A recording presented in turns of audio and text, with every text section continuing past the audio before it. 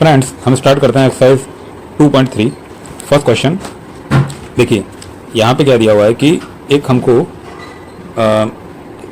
एक एक्सप्रेशन दी हुई है x cube plus 3x² plus 3x plus 1, ठीक है।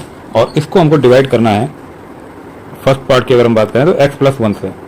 अगर हम इसको x प्लस 1 से डिवाइड करते हैं तो क्या कोई रिमाइंडर बचता है, नहीं बचता है, क्या बचेगा रिमाइंडर, वो हमें चेक करना है इस क्वेश्चन में। तो इसको डिवाइड करने का तरीका देखिए जैसे हम 4 को 2 से अगर डिवाइड करेंगे तो कैसे करेंगे, इस तरीके से लिख देंगे। और 2 2 जा 4 होता है, यानी 2 को इस 2 को 2 से मल्टीप्लाई करेंगे तो 4 आ जाएगा। रिमाइंडर कितना बचा, 0। इस सेम मेथड से हम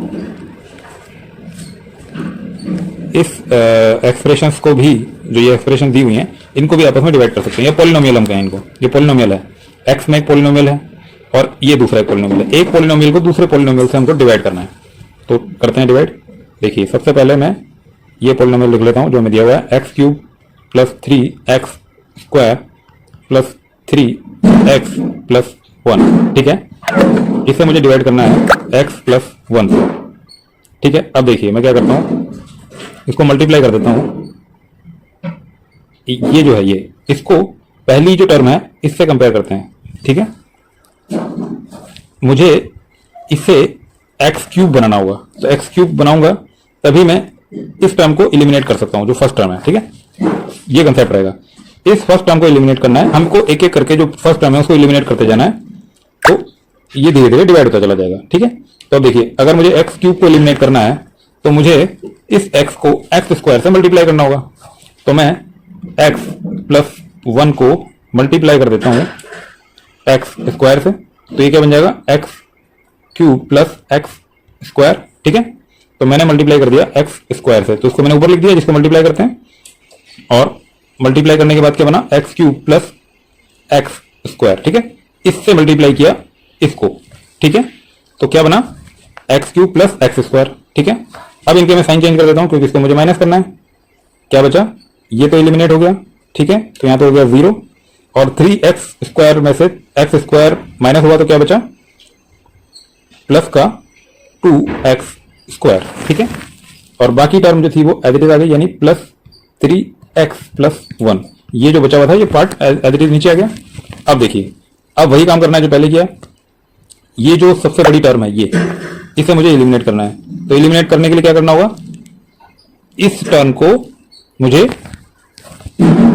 यानी इस टर्म को x प्लस 1 को मुझे मल्टीप्लाई करना होगा 2x से, ठीक है। अब देखिए 2x से मल्टीप्लाई करूंगा तो क्या होगा, 2x स्क्वायर प्लस 2x, ये बन जाएगा। यानी यहां मैं क्वेश्चन में लिख देता हूं 2x और मल्टीप्लाई करने के बाद क्या होगा, 2x स्क्वायर प्लस 2x। इन दोनों के साइन में चेंज कर देता हूं, देखता हूं क्या बचा। ये तो एलिमिनेट हो गया, 3x में से 2x गया तो x और प्लस 1 ऐसा कैसे बच गया। अब देखिए यहां क्या बचा, x प्लस 1, यहां पे क्या है, x प्लस 1। यानी अब मैं इस x प्लस 1 को 1 से मल्टीप्लाई कर दूं, 1 से मल्टीप्लाई कर दूं तो x प्लस 1 आ जाएगा यहां पे, ठीक है। यानी यहां क्या बच गया, 0। तो अगर मैं इस पॉलिनोमियल को इस दूसरे पॉलिनोमियल से डिवाइड करता हूं तो रिमाइंडर क्या बचता है, 0, ठीक है। तो इस फर्स्ट पार्ट में जब मैं इस पॉलिनोमियल को इस पॉलिनोमियल से डिवाइड करता हूं तो रिमाइंडर, हमसे पूछा गया रिमाइंडर, तो कितना बचा, 0। फर्स्ट पार्ट के लिए क्या हो गया, 0। तो फ्रेंड्स अब देखते हैं सेकंड पार्ट। देखिए सेकंड पार्ट के लिए पॉलिनोमियल को लिख लेते हैं अपन, x cube plus 3x square plus 3x plus 1, ठीक है। और हमें इसे डिवाइड करना है x माइनस 1/2 से, ठीक है। तो देखिए यहाँ पे सबसे बड़ी टर्म कौन सी है, एक्स क्यूब। तो मुझे इस x को x क्यूब बनाना है, यानी मुझे इस x को मल्टीप्लाई करना होगा एक्स स्क्वायर से, यानी x माइनस 2। इसे मुझे मल्टीप्लाई करना है एक्स स्क्वायर से, तो क्या बन जाएगा, x cube minus x square by 2, ठीक है। तो मैंने मल्टीप्लाई कर दिया एक्स स्क्वायर से, क्वोशिएंट ये बन गया, ठीक है। इसे मल्टीप्लाई किया इससे, ठीक है। तो क्या बना, x cube minus x square by 2। अब साइन चेंज कर दिए, इसका साइन माइनस इसका साइन प्लस हो गया, ये एलिमिनेट हो गए और ये दोनों ऐड हो गए, ये दोनों ऐड हो जाएंगे, ठीक है। तो 3x square plus x square by 2 ये ऐड होकर के क्या हो जाएगा, ये हो जाएगा 7 बाय 2 एक्स स्क्वायर, ठीक है। तो यहां होगा 7 बाय 2 एक्स स्क्वायर और बाकी टर्म ये ऐसे कैसे नीचे आ जाएगी, ठीक है। तो बाकी टर्म होगी प्लस 3x प्लस 1, ठीक है। यहां तक क्लियर है।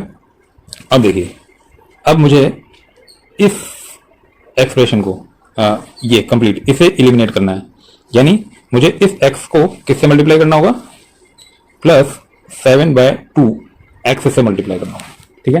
तो अब मैंने x माइनस 1 बाय 2 को मल्टीप्लाई किया 7 बाय 2 एक्स से, तो क्या बन गया 7 by 2 x square minus 7 by 4 x, ठीक है।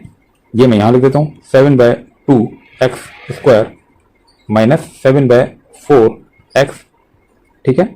अब देखिए इसका साइन चेंज हो गया, ये माइनस हो गया, ये प्लस हो गया, ये एलिमिनेट हो गया, ठीक है। इन दोनों को ऐड किया मैंने, ठीक है। 3x प्लस 7 बाय 4 एक्स, इन दोनों को ऐड किया तो ये कितना हो गया 19 बाय 4 एक्स। तो यहां कितना बचा 19 बाय 4 एक्स और ये जो 1 था ये एज इट इज आ जाएगा, तो ये प्लस 1 आ गया, ठीक है।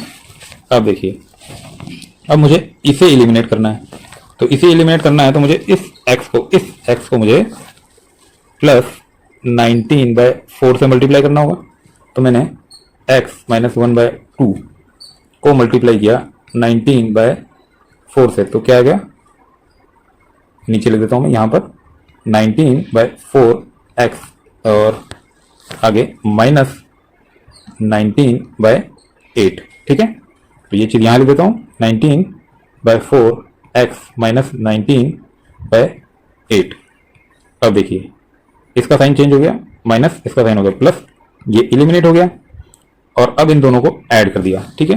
तो 1 प्लस 19 बाय 8 इसको ऐड करेंगे तो ये हो जाएगा 19 इसको ऐड करेंगे तो ये हो जाएगा 27 बाय 8। तो यहां क्या बचा, यहां बचा 27 बाय 8। तो ये हमारा रिमाइंडर हो गया। जब मैं इस एक्सप्रेशन को इस एक्सप्रेशन या इस पॉलिनोमियल से डिवाइड करता हूं तो 27 बाय 8 ये रिमाइंडर बचता है। इसी तरीके से बाकी जो क्वेश्चंस हैं, यानी थर्ड पार्ट, फोर्थ पार्ट और फिफ्थ पार्ट, वो भी आप कर सकते हैं। इसमें मैं आपको एक और चीज बताना चाहता हूं। देखिए थोड़ा सा एक बार इसको रब कर लेते हैं। एक और चीज है जो आपको थोड़ा सा एग्जाम में हेल्प करेगी। एक जो है रिमाइंडर थ्योरम है, ठीक है, वो क्या है थोड़ा सा वो आप समझें, क्योंकि वो समझेंगे तो आपको काफी सारे क्वेश्चंस बहुत इजीली कर पाएंगे आप। जैसे कि रिमाइंडर थ्योरम ये कहती है कि कोई भी एक्सप्रेशन है px की फॉर्म में, कोई भी एक एक्सप्रेशन है, ठीक है, अगर उस px को आप x माइनस a से डिवाइड करते हैं, ठीक है, तो जो रिमाइंडर होगा वो p a की फॉर्म में होगा। क्या मतलब, देखिए समझते हैं थोड़ा सा इससे। हमसे यहां इस क्वेश्चन में यही तो पूछा गया, फर्स्ट क्वेश्चन में हमसे यही तो पूछा गया। देखिए इसको, इस क्वेश्चन को फास्ट करने का तरीका देखिए। हमसे क्या पूछा गया कि अगर इस पॉलिनोमियल को इस पॉलिनोमियल से डिवाइड किया जाए तो रिमाइंडर क्या बचेगा। तो रिमाइंडर थ्योरम जो है वो क्या कहती है कि किसी पॉलिनोमियल को किसी एक दूसरे पॉलिनोमियल से डिवाइड किया जाए, ठीक है, एक्स की फॉर्म में कोई पॉलिनोमियल है, किसी भी वेरिएबल की फॉर्म में हो, वाई की फॉर्म में हो तो वाई लग जाएगा, जेड की फॉर्म में हो जेड लग जाएगा, टी की फॉर्म में हो तो टी लग जाएगा, एक्स की फॉर्म में है और एक्स माइनस ए से डिवाइड कर रहे हैं, तो रिमाइंडर थ्योरम कहती है कि रिमाइंडर बचेगा, रिमाइंडर जो होगा वो पी ए के इक्वल होगा। मतलब क्या है, मतलब यह है कि अगर मैं एक्स क्यूब, ये जो यहां पे पॉलिनोमियल हमको दिया गया है, x cube plus 3x square plus 3x plus 1, इसको मैं डिवाइड करता हूं x प्लस 1 से, इससे, ठीक है, तो रिमाइंडर क्या बचेगा। अब मैं इसे x प्लस 1 को x माइनस ए की फॉर्म में लिख देता हूं। तो x माइनस ए की फॉर्म में अगर मैं इसको लिखूंगा तो क्या बनेगा, ये x माइनस माइनस 1, ठीक है। यहां पर a क्या होगा, -1 होगा। क्यों, क्योंकि ये x प्लस 1 है ना, तो x माइनस ए की फॉर्म में बनाएंगे तो x माइनस माइनस वन, ठीक है। तो a की वैल्यू क्या हुई माइनस वन, यानी अब रिमाइंडर थ्योरम क्या कहती है कि पी ए जो भी रिमाइंडर होगा वो पी ए के इक्वल होगा, यानी इस एक्सप्रेशन में ये जो पी एक्स है, इस एक्सप्रेशन के अंदर मैं एक्स इक्वल टू ए अगर रख देता हूं तो मुझे रिमाइंडर मिल जाएगा। मतलब मैं यहां पर पी ए निकाल लेता हूं, पी ए मतलब ए क्या है, ए माइनस वन है, तो पी माइनस वन की वैल्यू निकाल लेता हूं, यानी मैं x equal to minus one अगर यहां रख दूं तो रिमाइंडर मिल जाएगा। देखिए कैसे, हमने चेक किया था कि इसका रिमाइंडर क्या आया था, जीरो आया था, ठीक है। अब देखिए क्या रिमाइंडर जीरो आता है, तो देखिए मैं x equal to minus one यहां पे पुट कर देता हूं, तो माइनस वन रखा तो क्या होगा, माइनस वन का cube plus three minus one का square plus three minus one और प्लस वन। अब इसको कैलकुलेट कर लीजिए, माइनस वन का क्यूब यानी माइनस वन का स्क्वायर, ठीक है, यानी प्लस वन हो जाएगा, उसको थ्री से मल्टीप्लाई किया तो थ्री, माइनस वन को थ्री से मल्टीप्लाई किया तो ये हो जाएगा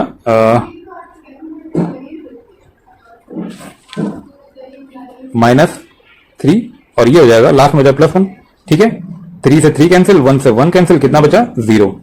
क्या समझ में आया कि जो हमने उतना डिवाइड किया था उतना डिवाइड करने की जरूरत नहीं है। अगर ये क्वेश्चन डायरेक्ट आता है, ऑब्जेक्टिव क्वेश्चन आता है कि इस एक्सप्रेशन को आपको इस पॉलिनोमियल से डिवाइड करना है तो रिमाइंडर क्या बचेगा, तो निकालने का बड़ा इजी तरीका है, इस x प्लस वन को x माइनस ए की फॉर्म में लिख दीजिए और a की वैल्यू निकाल लीजिए।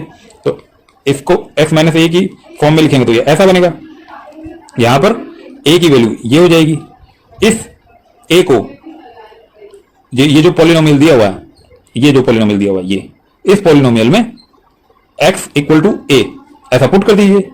पुट करने पे जो भी वैल्यू आएगी वही रिमाइंडर होगा। बड़ा इजी मेथड है, ठीक है। तो इस तरीके से भी हम फास्ट वे में भी इन क्वेश्चंस को कर सकते हैं। अगर आपको कोई और क्वेश्चन चेक करना है, देखिए इसका एक और पार्ट हम चेक कर लेते हैं, थोड़ा सा हमारे लिए इजी हो जाएगा।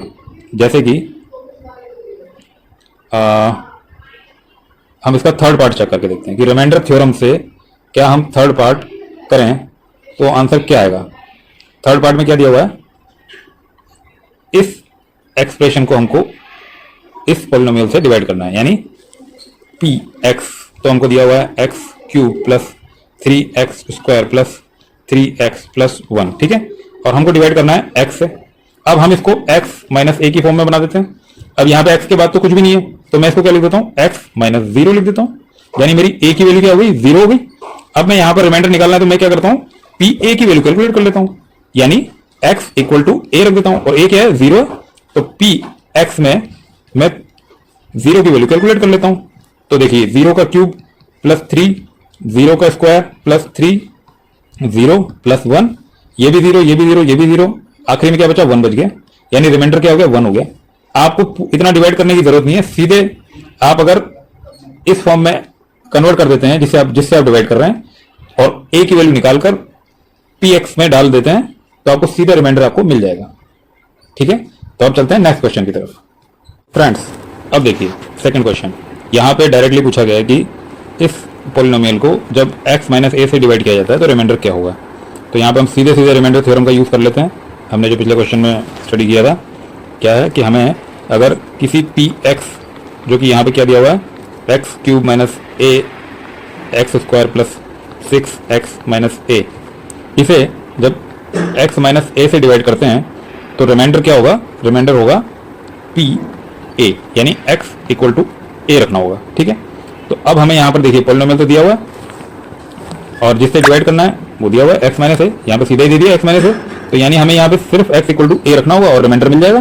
तो मैं p में x इक्वल टू ए रख देता हूँ, तो x इक्वल टू ए रखने पर ये क्या हो गया, ए क्यूब, ठीक है, माइनस ए, और फिर x की जगह ए रख दिया तो ए स्क्वायर प्लस सिक्स एक्स की जगह ए रख दिया और माइनस ए, ठीक है। अब इसे कैलकुलेट कर लेते हैं, ए क्यूब माइनस ये क्या हो गया, ये भी ए क्यूब हो गया लेकिन नेगेटिव का, प्लस सिक्स ए और माइनस का ए, ठीक है।